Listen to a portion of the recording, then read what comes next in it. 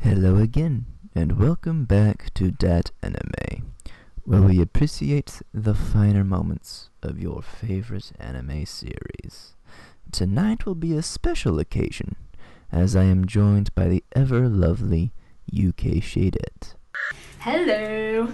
Thank you for joining me and adding a bit of culture to this dungeon of mine. Alternative culture, though it may be. Thank you for having me. So, what did you want me to help you with? I came across a certain series that I think you would get the most enjoyment from. You do like large-chested women, yes? Oh, fuck yeah!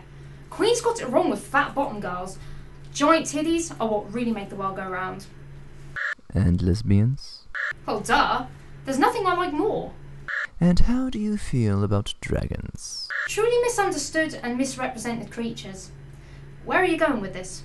UK, ladies and gentlemen of the audience, I present to you Kobayashi-san chi no Maid dragon. Gesundheit. Miss Kobayashi's Dragon Maid. Oh. You could have just said that. And great choice, mate.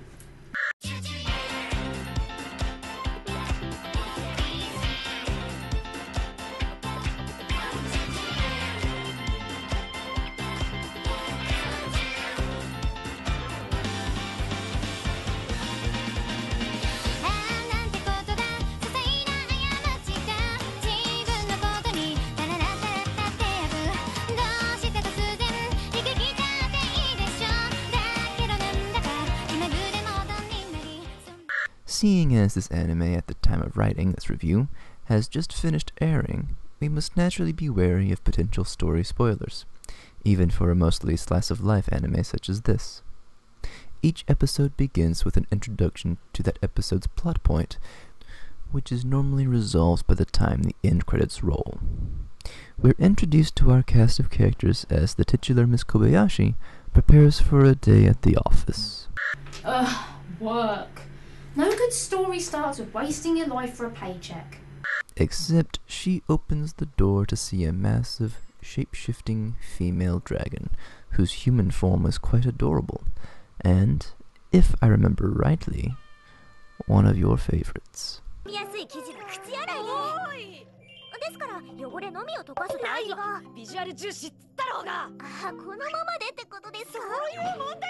Oh, definitely. Toru definitely has all the plot we've come to love. Later, she's joined in the series by a younger child dragon named Kana, who fills the cute quota. The busty Lukoa, a Quetzalcoatl, joins the cast as a bit of a stark contrast to Kobayashi, where one is quiet and reserved, the other is quite boisterous and unashamed of the physical attributes. But those eyes, though. And then there's Fafnir, the otaku of the dragon troop, though he dresses like a dapper gentleman. Reminds me of your style, actually. Towards the end of the series, we're introduced to Elma of a different dragon clan in conflict with Toru and her friends. Quite the unusual and unique characters, each based on actual mythical dragons from folklore. Kana Kamui, Quetzalcoatl / Tezcatlipoca, Fafnir, son of Heimdall, and the Xiaolong. This series is built upon their unique interactions and their clashing and meshing of wills and desires. But we would be here all day just discussing characters, and there is still so much more to cover. Of course, like animation quality and all that, right? Well, to start off, the studio behind this series is Kyoto Animation, which is why it looks as beautiful as it does. They are the guys behind Full Metal Panic, Clannad, Free, Amagi Brilliant Park, among other well-known series. If you've seen any anime in the past decade, there's a decent chance this studio has worked on it.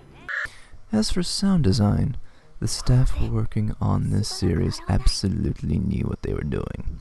The opening and ending themes are upbeat and jaunty, and the instrumental pieces during the action moments gives a weighty air to the scenes, letting the audience feel the impact of each moment, not just be told through dialogue the heft of the emotions. Now, how about the art and visuals, UK? The art is fantastic. It shows the artist's attention to detail, and the character design shows exceptional detail care in animation.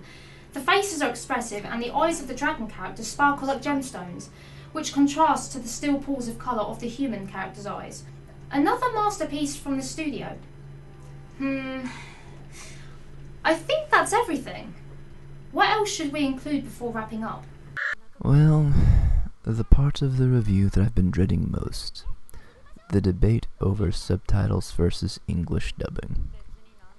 As far as I'm concerned, I honestly cannot recommend the dubbed version, since it strays too far from the intended source material. But I will admit that there are some bits of cleverness woven in by the language directors.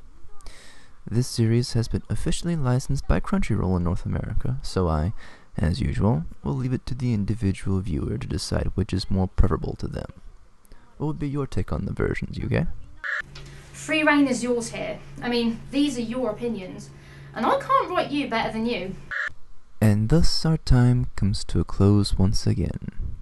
I highly recommend watching Miss Kobayashi's Dragon Maid. It's a phenomenal comedy, well worthy to be on the Kyoani lineup. Thank you again to the lovely UKShadette for joining me. Well, thanks for having me. We'll have to work together more often.